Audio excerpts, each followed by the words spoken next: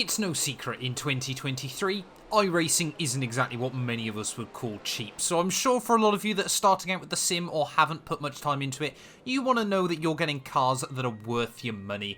Guarantee great racing as often as possible. So today I present to you my top 5 cars in iRacing. There's no particular order with these cars, they're just 5 that I feel provide the best value based on participation, how often the races are, and hopefully in some cases as well, how many series the cars are eligible in. So without further ado, let's get into it then with number 1. Coming in first is the Dallara 317, otherwise known as the Formula 3 car. Often sees good numbers, a good variety of different circuits as well, from the street courses of Long Beach to the big open circuits of Silverstone and Kota. There's a fixed race every 2 hours and a no fixed race every other 2 hours, so you're guaranteed to get a race in every hour between the two series. It often provides good racing and, like I said, suited to both the small and the bigger circuits. Sadly, because it's a Formula car, you can get wrecked at turn 1 quite a bit, but often if you survive lap 1, you're in for a good race. Second up then is the Dallara LMP2 car. Now, I wasn't actually sure whether to include this car because I haven't personally driven it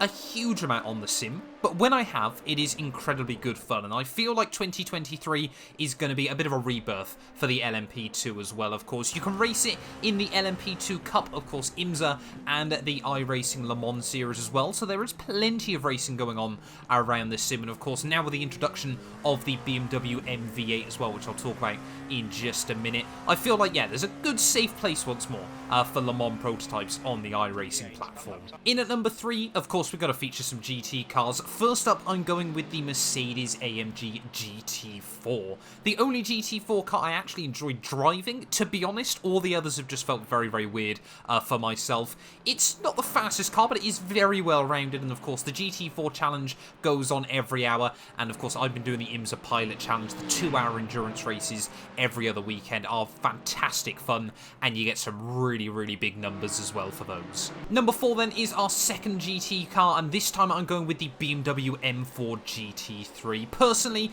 obviously before all the new BOP changes, I found the BMW M4 to be the best GT3 car on the platform. Of course, there are still some tweaks, so everyone's kind of learning. Apparently the Porsche is still OP at the moment, but of course VRS races, IMSA races, and of course during the summer months especially the Nürburgring series as well. The M4 really does kind of, fill a lot of categories on this sim, and I feel like that's why it's great value for money. We all know how popular the VRS series are, whether it's the 40-minute proper ones or the 20-minute fixed races as well.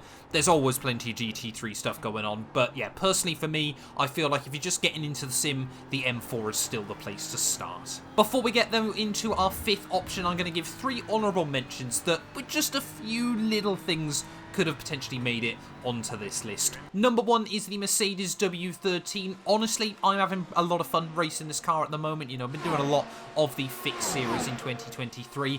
Sadly, it's a bit held back by low numbers, of course. The W12 was a very, very popular car on the platform as well, but I think a lot of people are scared to make the purchase in case the W14 is launched next year and you've kind of just got a car that only lasts a season. The BMW MV8 Hybrid, still very new, and I just don't really want to put it on this list yet because I'm not 100% sure how good the long-term support is going to be, especially if we don't see a lot of the other LMDH cars dropping onto the platform. The last honourable mention though is going to go to the Skip Barber. It's still a great car for racing, but sadly as iRacing pushes to have as many new open formula cars on the platform, it has kind of been kicked to the curb more recently. I think it's still a bit more popular during the US racing times, but yeah, here in Europe where I live, you don't really get many big Skip Barber races anymore. Our final car though is going to be the iRacing IR04, a D-Class car at the bottom of the open formula rung, of course just one step up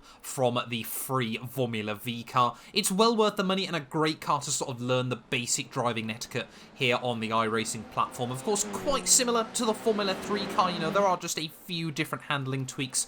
I was a bit scared when the IR4 was released because I expected it maybe to go down the same route as the disaster that was the iRacing IR01, but the Formula 4 car good, slow open-wheeler does provide a lot of good racing opportunities. There's a fixed series every 2 hours and then an open setup series every other 2 hours, so a bit like the F3 car. You can get a race in every hour. 20-minute races as well. It's brilliant fun, and honestly, if you've just taken a step into iRacing and you made it out of rookies, if you want to go down the open formula route, the RR04 is a fantastic place to start. But anyway, that's going to do us then for this quick little list here today. If you have enjoyed, please do make sure you leave a like, get yourself subscribed. Let me know any cars that I've missed down below as well. Of course, there's so many great options on the iRacing platform. I'm sure there's been a couple of fantastic ones that I forgot about today. But yeah, that's going to do us for this video, and we'll be back very, very soon with more sim racing content.